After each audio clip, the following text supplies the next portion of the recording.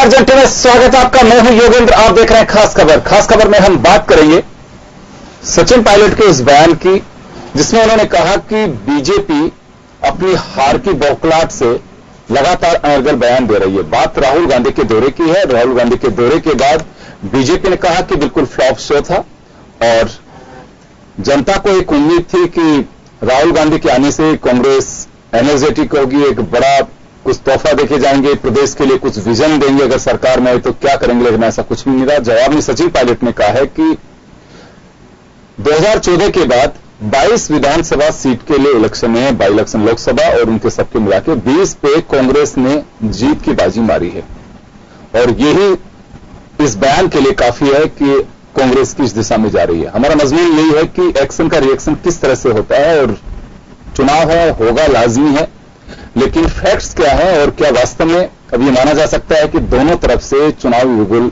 उग चुका है, बच चुका है।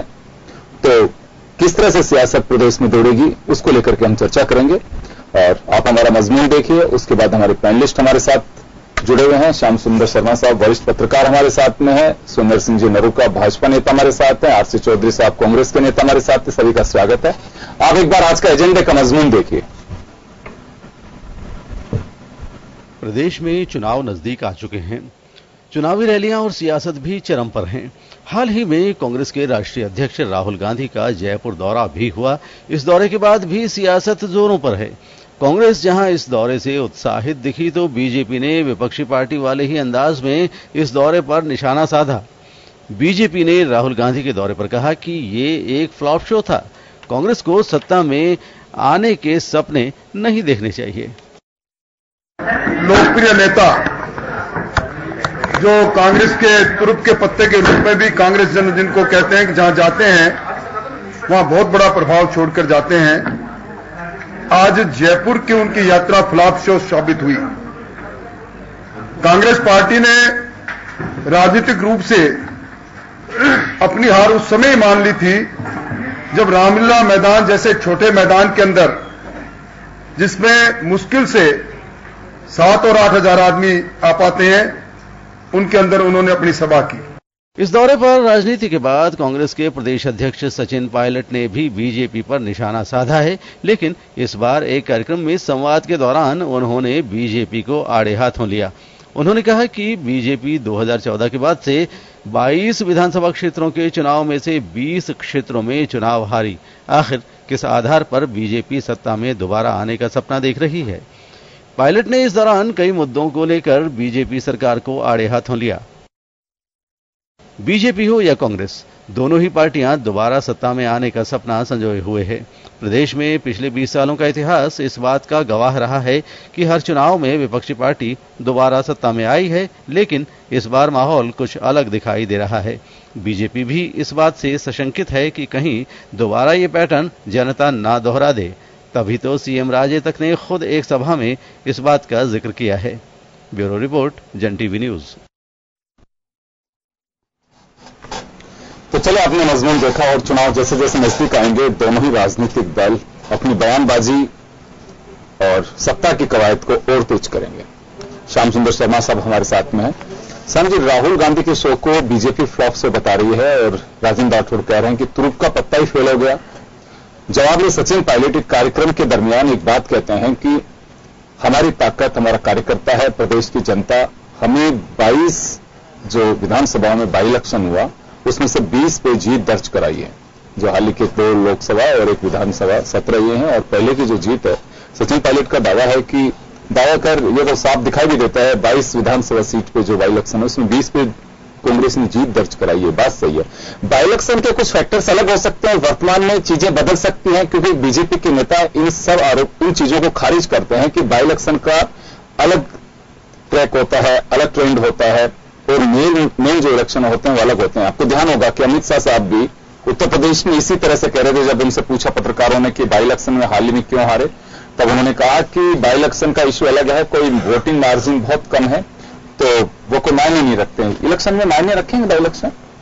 दिखेगा कि कांग्रेस के लिए संजीवनी का काम बाई इलेक्शन कर रहे तो कहेंगे कि, लेकिन 22 विधानसभा के चुनाव नहीं हुए।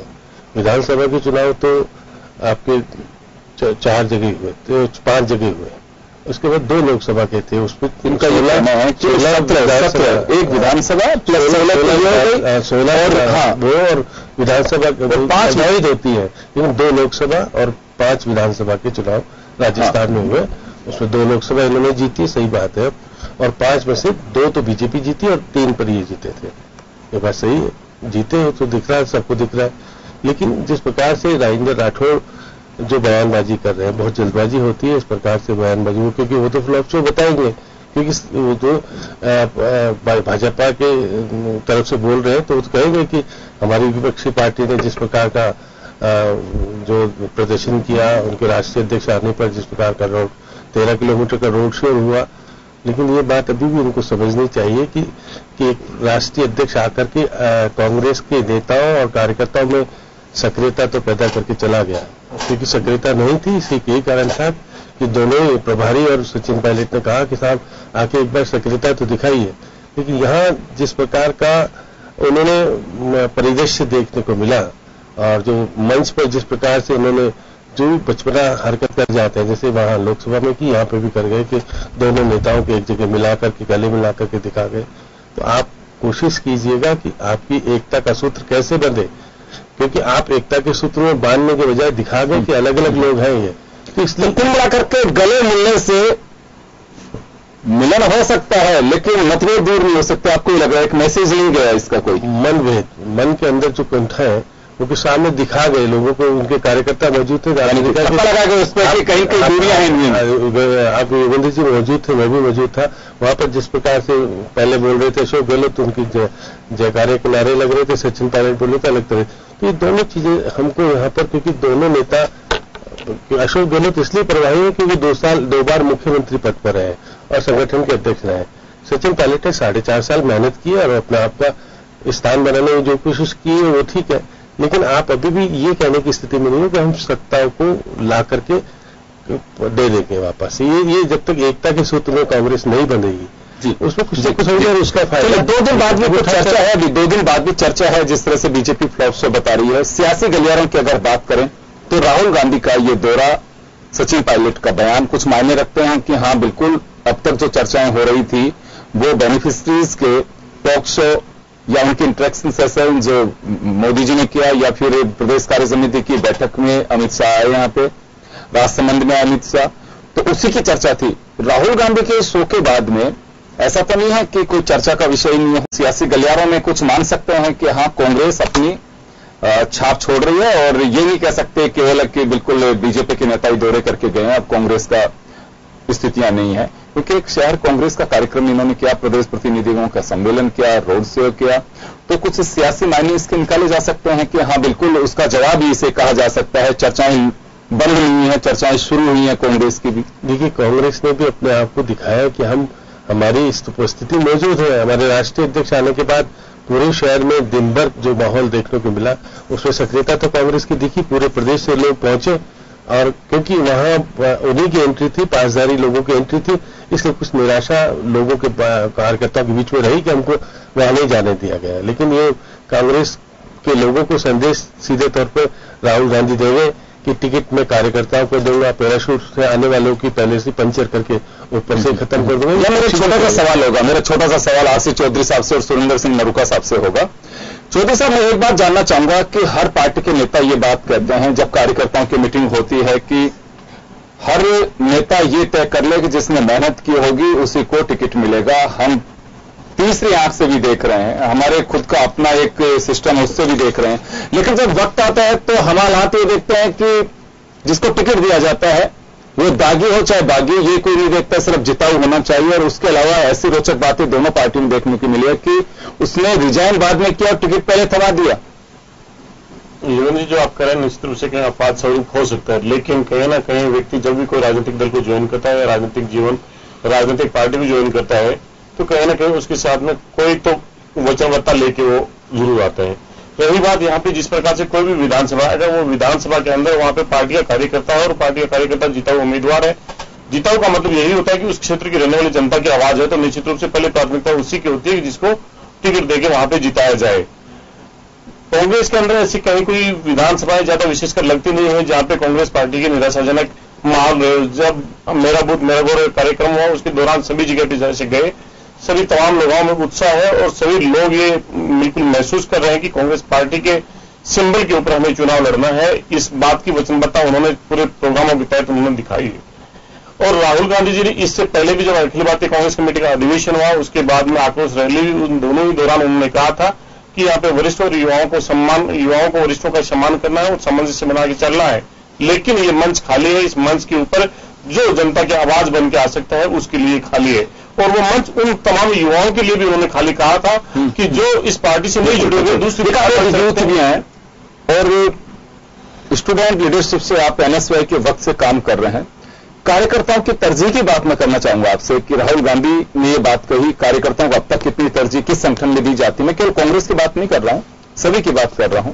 और ये बात सही है कि किसी न किसी कार्यकर्ता को तो चुनाव लड़ना होता है। आज मोदी जी की बात करें तो वो कार्यकर्ता किसी पार्टी के पहले हैं, प्रधानमंत्री बाद में है। वो बीजेपी के अगर राष्ट्रीय अध्यक्ष अमित शाह भी हैं, पार्टी के अध्यक्ष बाद में, पार्टी के कार्यकर्ता पहले हैं। राहुल गांधी पहले पार्टी के कार्यकर्ता बाद में राष्ट्रीय अध्यक्ष हैं।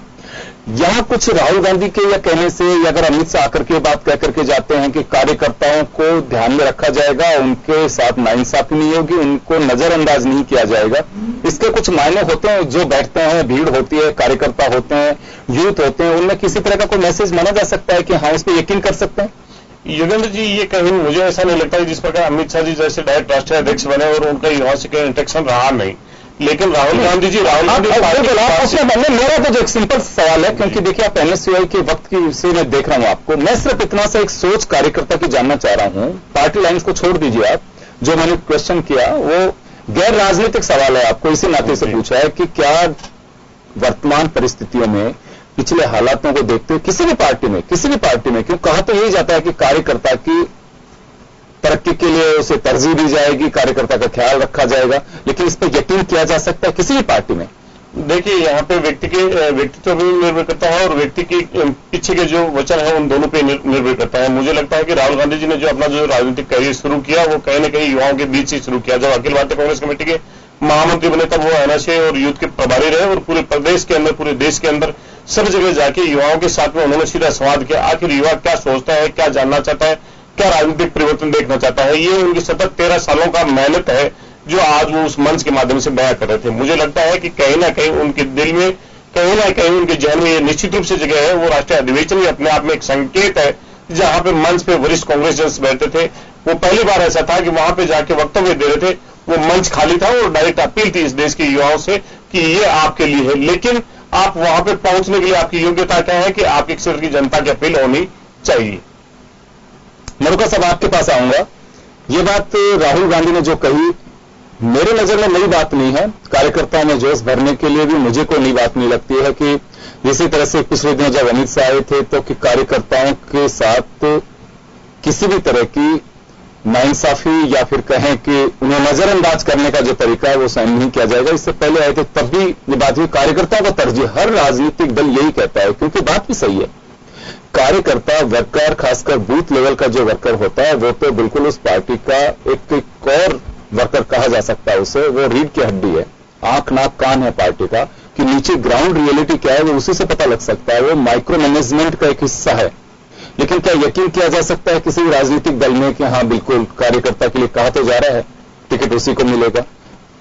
भारतीय जनता पार्टी कार्यकर्ताओं को आगे बढ़ाती है। इसका सबसे बड़ा उदाहरण तो राजस्थान प्रदेश में है कि हमने मदन लाल जी सैनी जो हमारे प्रदेश अध्यक्ष, दूसरा आप हमारे जो माननीय प्रधानमंत्री जी हैं उनको भी आप देखें तो वो भी शुरू से ही जो ग्रास रूट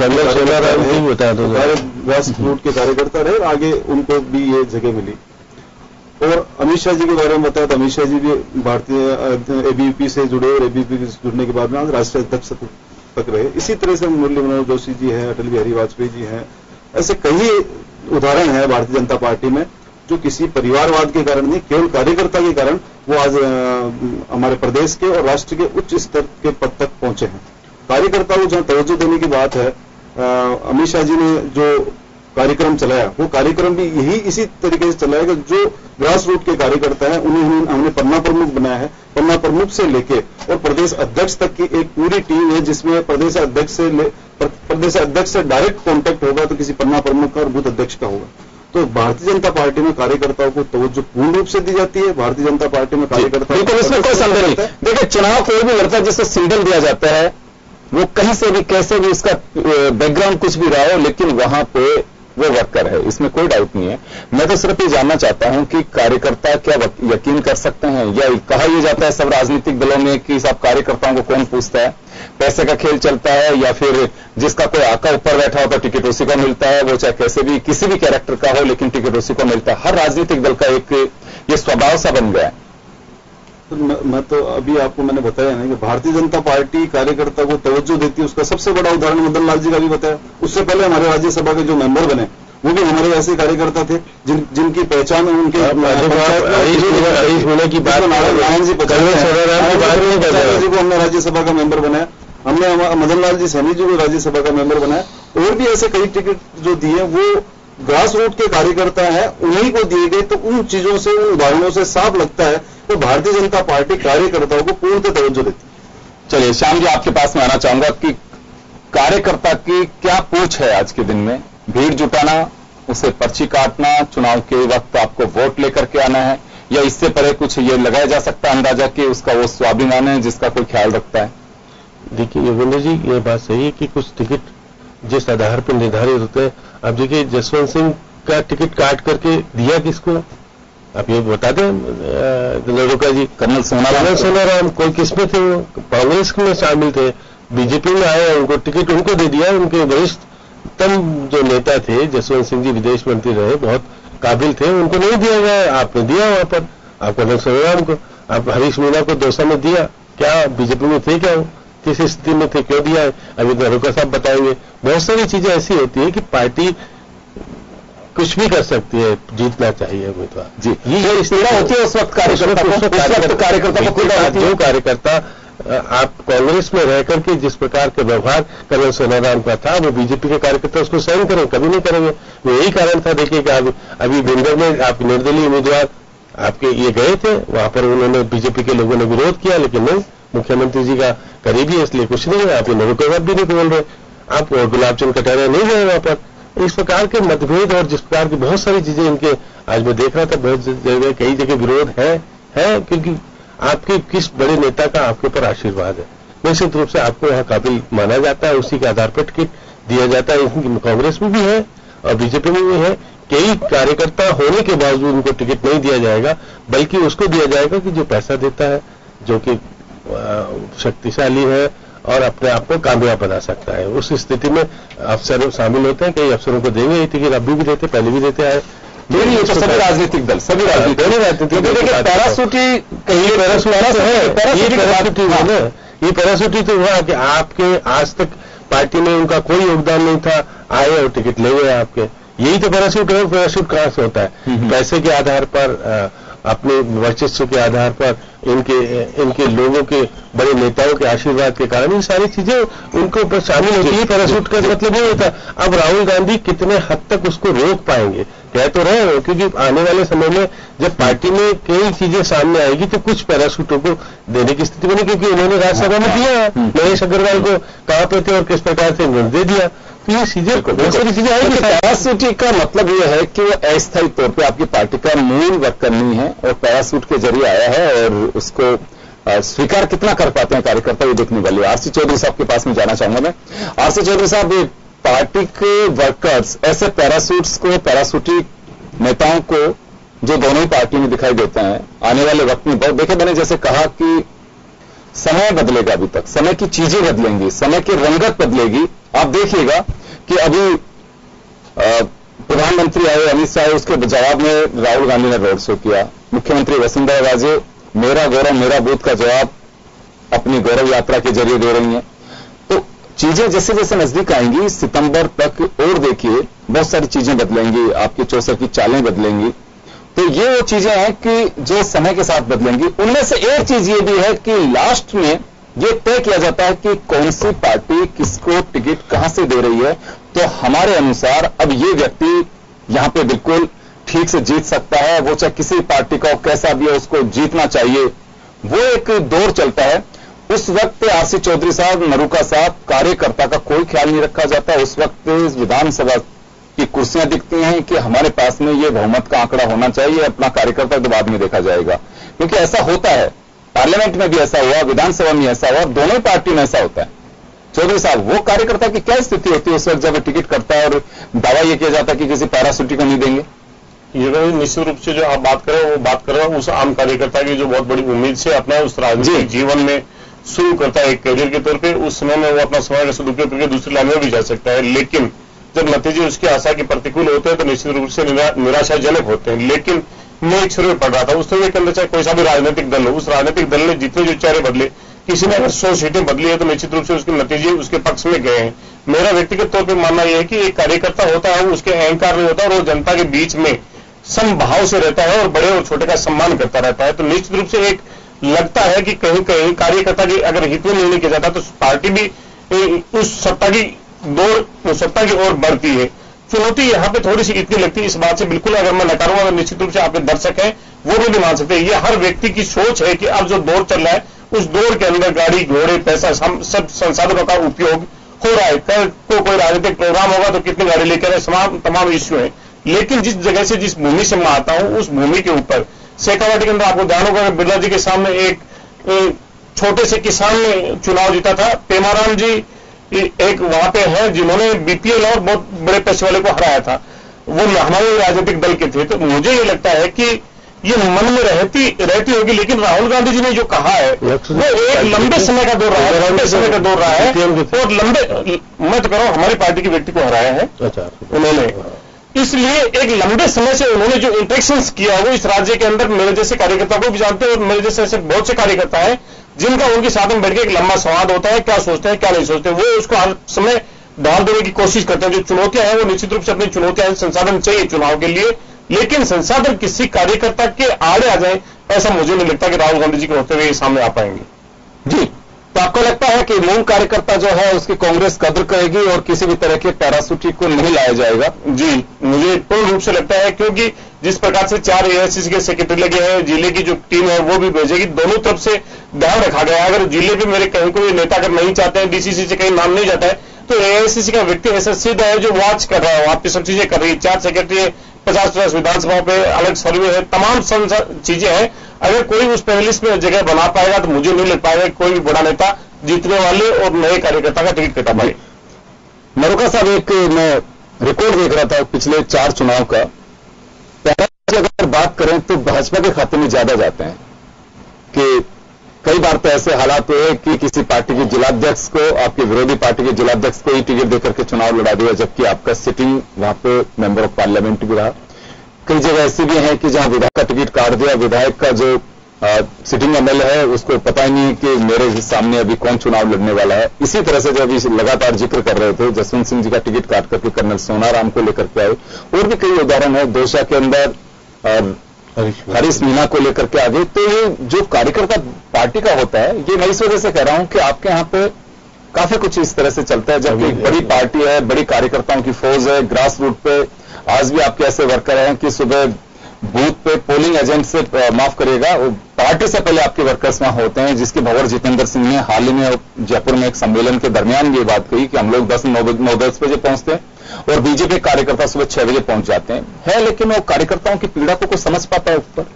बिल्कुल योगेंद्र जी, आपने ये बात सही की कि भारतीय जनता पार्टी का कार्यकर्ता इतना कर्मठ है कि वह बूथ दरी उठाने से लेके बूथ में पोलिंग पार्टी आने से पहले वहां पर उपस्थित रहता है, अपने पार्टी के पक्ष में मतदान करवाता है और पार्टी को जिताता है, चाहे वो नगर निगम का चुनाव हो, चाहे नगर पालिका का चुनाव हो, चाहे लोकसभा हो, चाहे विधानसभा हो।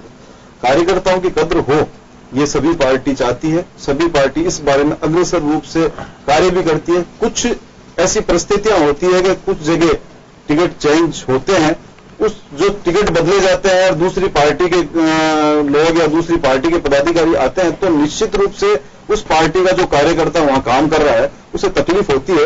लेकिन भारतीय जनता पार्टी के ऐसे कार्यकर्ता जिससे तकलीफ हो, उसकी तकलीफ भी अगर किसी प्रकार से दूर की जाए तो भी भारतीय जनता पार्टी ही करती है।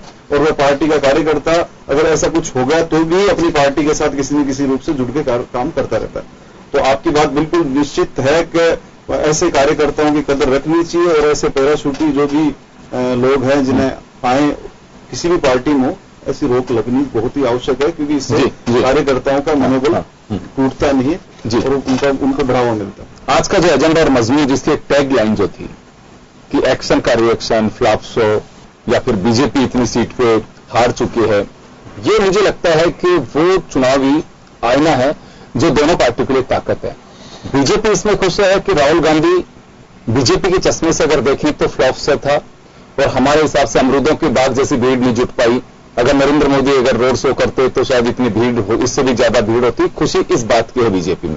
कांग्रेस इस बात को लेकर के एनर्जेटिक है कि अतीत को जब देखती है कि हम तो 22 में से बढ़त हासिल कर चुके हैं 20 पर, 2 लोकसभा यानी कि 16, 1 विधानसभा मंडलगढ़ 17, पहले के जो 3 चुनाव हैं 5 में से 3 वो जीत चुके हैं, तो 20 पे बढ़त हासिल की है, वो उनकी ताकत है। राहुल गांधी का रोड शो कांग्रेस उसके गीत गा करके कह रही है कि बिल्कुल सफल रहा, भीड़ अच्छी जुटी, कम समय की तैयारी में, इसमें कोई संदेह नहीं है। इससे बेहतर परफॉर्मेंस कांग्रेस की इस दरमियान नहीं हो सकती थी। आरसी चौधरी साहब, अभी तक जो मजबूत कड़ी आपकी दिखाई दे रही है, आप लोग दावा कर रहे हैं बाई इलेक्शन, लेकिन चीजें बहुत बदलती हैं। इलेक्शन तक आपका ये ऊर्जा, कार्यकर्ताओं में जोश, या फिर कहें कि जनता के बीच जनता की क्या परिस्थितियां रही कि 20 सीट पे 22 में से आपको जिताया? ऐसा क्या हुआ कि 163 सीट पर जिस बीजेपी को मैंडेट दिया था, कम समय में ही जनता उसको खारिज कर रही थी? क्या वास्तव में वो चीजें सब बचेंगी, या अमित शाह जो बात कह रहे हैं अपने कार्यकर्ताओं के बीच, किससे घबराने की कोई आवश्यकता नहीं है, परिस्थितियां बदलती हैं, बाई इलेक्शन के एजेंडे अलग होते हैं और मूल इलेक्शन के एजेंडे अलग होते हैं? देखिए, निश्चित रूप से इस राजस्थान के राजनीतिक इतिहास में ये पहली बार इतनी बड़ी सफलता थी जहां पे भारतीय जनता पार्टी को विधानसभा में 123 और 25 लोकसभा सीटें मिली। भारतीय जनता पार्टी दम रखती थी 80 लाख कार्यकर्ताओं के दम पे और पन्ना प्रमुख के दम पे वो सफलता के लिए। उसके बाद में 1 साल बाद में जब 4 विधानसभा के चुनाव हुए, उन 4 विधानसभा में से 3 विधानसभा कांग्रेस पार्टी ने जीती। वो विधानसभा तमाम सब चीजों को इतना है कि जब आप विपक्ष की भूमिका को दिया है, और उस विपक्ष की भूमिका के तौर पर भी अगर आपका निर्णय ठीक कर रहे हैं, हर व्यक्ति की एक भूमिका होती है, तो कांग्रेस पार्टी ने जो विपक्षी भूमिका निभाई, उस विपक्षी भूमिका पर निश्चित रूप से विश्वास किया, और कांग्रेस के कार्यकर्ताओं को पार्टी के नेतृत्व ने एकजुट करके वो जिस प्रकार से एक भाव दिया, वो कहीं ना कहीं नतीजों के अंदर दिखा। और तमाम सब चीजें कहते रहे कि यहाँ पे फूट है, सब चीजें हैं, और उसके बाद में जब अभी 2 लोकसभा जो अक्सर हारती नहीं है रूलिंग पार्टी की, वो लोकसभा के नतीजे अलग आए, एक विधानसभा थी वो नतीजे अलग आए, तो ये कहने के उत्साहवर्धक तो है, लेकिन मैं मानता हूं ये दायित्व भी बढ़ाते हैं, और उस दायित्व को समझ रहे राजनीतिक हमारे जो पार्टी के अध्यक्ष हैं, वो इसी कारण जब एक दलित किसान आत्महत्या कर लेता है, उस पर जब जाते हैं तो पार्टी को, भारतीय जनता पार्टी को भी स्टैंड लेना पड़ता है, और टीएसपी के किसानों का कर्जा माफ करने की घोषणा का आपको उम्मीद है कि अभी तक भी आप जिस ट्रैक पे चल रहे हैं, जनता आपको उसी तरह से लाइक कर रही है, और ये सारी चीजें बनी रहेंगी विधानसभा चुनाव तक? आपको उम्मीद है इस बात की? देखिए, कितने ही रहे प्रदेश के जब मुद्दे हैं, मुद्दों को मुखर होकर कांग्रेस पार्टी ने उठाया, और कांग्रेस पार्टी के कार्यकर्ताओं के बीच में जो पार्टी के जो नेताओं ने जो विश्वास पैदा किया है, आपस में जो समन्वय, जो बेहतर नीचे तक की बूथ लेवल के कार्यकर्ताओं से कभी संवाद नहीं होता था, वो किया है। तो निश्चित रूप से वो मूल आधार है। नरोका साहब, कम समय में चाहूंगा आपका जवाब। मैं आपसे जानना चाहूंगा कि राहुल गांधी के शो जैसा भी रहा, मीडिया का अपना नजरिया है, कांग्रेस का अपना नजरिया, आम पब्लिक अपने नजरिए से देखती है, बीजेपी ये देखती है कि तुरुप का पत्ता फेल हो गया, तो आप केवल इसी से खुश हैं कि अभी चलिए कांग्रेस का कोई वजूद नहीं है, जीत हमारी होगी, लेकिन वो जो 20 विधानसभा सीट में हार का जो कांग्रेस आप लोगों के लिए दावा कर रही है, खुद की जीत का दावा कर रही है, उसका क्या होगा? वो उसी को अपनी ऊर्जा मान के चल रही है। तो भारतीय जनता पार्टी ने राजस्थान गौरव यात्रा के तहत शंखनाद किया, प्रधानमंत्री जी जो आए जनसंवाद किया, उससे शंखनाद कर अपनी चुनाव अभियान आगे चलाया। कांग्रेस में कई दिनों से लग रहा था कि चुनाव को किस तरीके से आगे करें, जैसे उन्होंने हमारा गौरव हमारा बूथ में उनका नतीजा निकला, उन्होंने 180 विधानसभाओं में ये बूथ सम्मेलन किया, लेकिन सभी जगह से और उसके बाद में अब ये जो राहुल जी का जो उन्होंने रोड शो किया, वो रोड शो मैं इसमें बारे में ज्यादा नहीं कह सकता कि वो बिल्कुल फ्लॉप शो था, क्योंकि एक राष्ट्रीय अध्यक्ष जी आ रहे हैं और ऐसी जगह उन्होंने मीटिंग रखी जहां पे ज्यादा से ज्यादा कैपेसिटी होगी, वो 3 या 4 हजार व्यक्तियों की होगी। नहीं, 8,000 तक तो राठौर साहब ही मान रहे हैं। दूसरी बात मैं ये कहना चाहता हूँ योगेंद्र जी का, इनमें आपस में जो गौरव की बात हो, बूथ की, या सचिन जी की बात हो, चाहे अशोक जी की बात हो, चाहे डीडी जी की बात हो, चाहे जोशी जी की बात हो, जो आपस में इनके बीच में फूट थी, इनके आपस में जो झगड़ा था, उसको राहुल जी ने आके बिल्कुल मंच के ऊपर साबित कर दिया कि नहीं, हमारी कांग्रेस के बीच में। तो आप लोगों क्या लगता है, अगर ये सब लोग एकजुट होंगे तो मुश्किल होगी आप लोगों के लिए, या बिखराव ठीक रहेगा? नहीं, ये एकजुट ही नहीं है तो ये क्या चुनाव लड़ेंगे? भारतीय जनता पार्टी का सामना कैसे करेंगे? बिल्कुल, इसी कारण से रामलीला मैदान में छोटा सा राहुल जी का प्रोग्राम रखा कि अगर वो बड़ी जगह रखते तो इसमें और ज्यादा फूट इनके चले में लोटू वो भी एक बहुत ही श्याम सुंदर शर्मा साहब के पास में मैं 1 मिनट का वक्त है। श्याम जी, मैं आपसे जानना चाहूंगा कि कांग्रेस अपनी एनर्जी कार्यकर्ताओं के लिए उस अतीत से भर रही है कि हमने 22 में से 20 पे डंका बजाया है, और कांग्रेस इससे दम भर रही है कि राहुल गांधी कुछ नहीं कर पाए, ये फ्लॉप शो था। तो दोनों चीजें फिलहाल ये हो सकता है कि ये टेम्परमेंट या ये जो दौर है 1 वीक रह सकता है, 15 दिन रह सकता है। जैसे मैंने कहा कि राजनीति में दौर बदलते हैं, जैसे जैसे चुनाव नजदीक आएंगे हर घंटे, हर मिनट, हर दिन, हर सप्ताह, हर पखवाड़ा, हर महीने चीजें बदलेंगी। तो फिलहाल के लिए तो कह सकते हैं कि राजस्थान में जो चर्चा का विषय है वो ये है, तो इससे कुछ असर पड़ रहा है इनकी? देखिए योगेंद्र जी, निश्चित रूप से जो राहुल गांधी ने रामलीला मैदान के मंच पे जो आरोप लगे, बीजेपी को जवाब देना पड़ा। प्रधानमंत्री का बयान आ गया कि अनिल अंबानी को हमने, सरकार ने नहीं दिया फ्रांसीसी, अनिल अंबानी का भी ये सारी फॉर्म का भी बयान आई। तो इसका मतलब लग रहा है कि उनके आरोपों का कुछ मायने है, आक्रामकता है, ये दिख रहा है सारी बातें। सामने गिना दिया कि 2 करोड़ कैसे हमने रोजगार प्रदान किए, सारी बातें हो रही है। तो इसका मतलब ये नहीं कि आप हल्केपन से इसलिए ले रहे हैं। बीजेपी तो चाहेगी कि वो कहे कि फ्लॉप शो रहा है, सब कुछ। ये पॉलिटिकल रिएक्शन कहा जा सकता है, लेकिन अंदरूनी तो माना जा सकता है कि राहुल गांधी का दौरा बहुत हलचल पैदा हुई है, जिसमें जवाब देना पड़ता है। बड़ी है। चलिए, मैं माफी चाहूंगा, समय कम है आज हमारे पास में, मैं रोकना चाहूंगा यहीं पे खास खबर को। तो चलिए, जैसे मैंने कहा कि चुनाव राजस्थान में सामने है, अभी चीजें जैसे जैसे नजदीक चुनाव आएगा चीजें बदलेंगी, चीजें सामने आएंगी, तो तब तक हर दिन हर परिस्थितियां बदलती आएंगी, तो तब इसी तरह से सियासत अपने आप का एक रंग दिखाएगी। चलिए, बहुत बहुत शुक्रिया आप सभी का, और खास खबर में बस इतना ही। दीजिए इजाजत, नमस्कार।